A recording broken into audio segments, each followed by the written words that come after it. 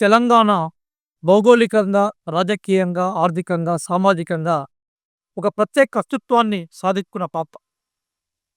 మా ప్రాంతాన్ని మేమే పరిపాలించుకుంటాం. మా రాజ్యంలో, మా రాష్ట్రంలో, మా స్వయం పరిపాలన ఉండాలనే నినాదంతోటి దశాబ్దాల తరబడి తెలంగాణ ఉద్యమం నడిచింది. ఆ తెలంగాణ ఉద్యమ ఫలితాన్ని ప్రజలకిచ్చి, తెలంగాణ రాష్ట్ర సాధనకి ఒక సహకార్యమిచ్చి, తెలంగాణ రాష్ట్రం ఏర్పాటు చేయడంలో సోనియా గాంధీ గారు అత్యంత కీలకమైన పాత్ర పోషించారు. శతాబ్దాల తరబడి, దశాబ్దాల తరబడి ఏ ప్రజలైతే ప్రత్యేక రాష్ట్రం కోసం, ప్రత్యేక అస్తిత్వం కోసం కృషి చేశారో వారి కలలను సాఫల్యం చేసిన తెలంగాణ తల్లి Sonia Gandhi.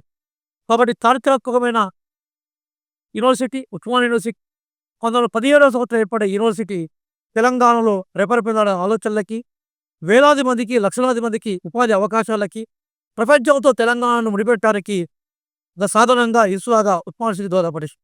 Osmania university arts college వేదికగా సోనియా గాంధీ గారి బర్త్‌డే చేయడం ఏదైతో అది గొప్ప విషయంగా మేము భావిస్తా ఉన్నాం.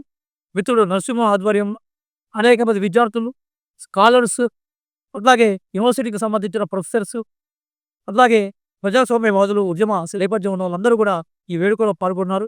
సోనియా గాంధీ గారికి మరొక్కసారి బలంగా జన్మదిన శుభాకాంక్షలు చెప్తూ, భవిష్యత్తులో కూడా ఏ స్వప్నం కోసం, ఏ ఆశయ సాధన కోసం ఈ రాష్ట్రం ఏర్పడిందో ఆ లక్ష్యాలను సాధించే క్రమంలో గౌరవనీయులు ముఖ్యమంత్రి రేవంత్ రెడ్డి గారి ఆధ్వర్యంలో ప్రజాప్రభుత్వం నడుస్తుందని, దానికి మద్దతుగా విద్యార్థులందరూ కాలువ సందర్భాన్ని కోరుకుంటూ, ఈరోజు సోనియా గాంధీ గారి జన్మదిన సందర్భంగా మరొక్కసారి అందరికీ శుభాకాంక్షలు తెలియ నేను రియాజ్, రాష్ట్ర గ్రంథాలయ సంస్థ చైర్మన్.